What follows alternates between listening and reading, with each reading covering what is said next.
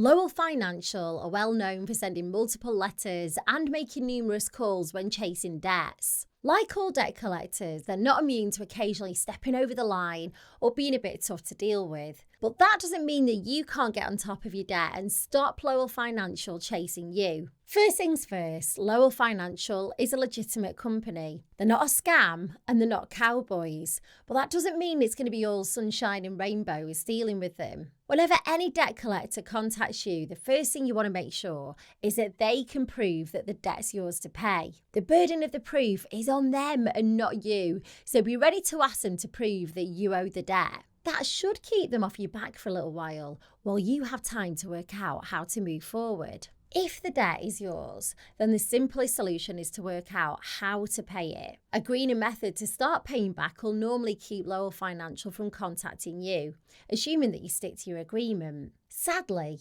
that's easier said than done, especially if you didn't know that you had the debt in the first place. Luckily, you don't always have to pay all the debt back. If you're struggling financially, then there are options out there that could help. While these solutions aren't suitable for everyone, you might find one or two could work well for you. I'll run through them quickly here. First up, debt management plans. They're an informal agreement that you make with the creditors to pay back your debts at a lower and more affordable rate. Normally, that means paying less each month, but over a longer time frame. The catch is that you can't include all your debts in a debt management plan. So credit card debt, personal loans and an overdraft, they can all go in, but court fines and mortgage arrears sadly can't be part of it. Next, there's debt relief orders. They freeze your debt payments for a full year, and then if your situation hasn't changed after 12 months, the debts are written off. You make no payments towards the debts in 12 months and interest isn't added. Pretty good, right? Sadly, debt relief orders have a strict eligibility criteria. For example, you can't own anything of significant value like a house,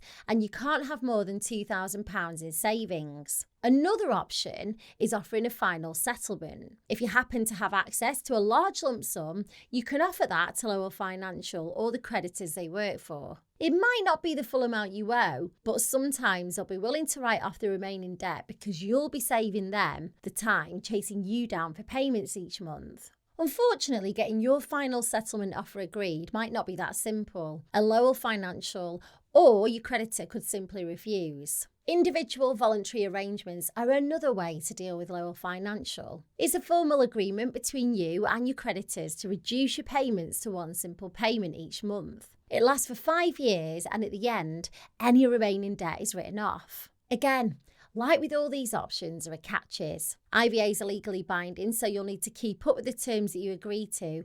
Otherwise, you'll be back to square one with Lowell Financial. But all the time it's in place, you shouldn't hear from Lowell Financial. Bankruptcy is probably the most famous option. You may already know, but with bankruptcy, all your assets are reviewed and some may be sold off to pay back your debt. After a year, any remaining debt will be written off. Unlike with an IVA during your year of bankruptcy, you shouldn't hear from Lowell Financial. Of course, bankruptcies have some obvious downsides, mainly that some of your belongings may be sold to pay for your debt and your credit score will become very low. Paying back your debts, whether in full or using a method that I mentioned earlier, will ensure that you keep Lowell Financial at bay. Unfortunately, you can't just ignore them. They're likely to be persistent, which could make matters a lot worse. Lowell Financial can take court action against you if you ignore the letters. This could lead to a county court judgment, which will have a really negative impact on your credit rating, making it tough to get credit cards, loans, and mortgages. If you don't pay your judgment, bailiffs could come to your house. Luckily, it doesn't have to get that far if you act now. One simple step that you could take today is to find out if any of the debt solutions that I mentioned could work for you. In the description of this video, I've linked to a form on my new website.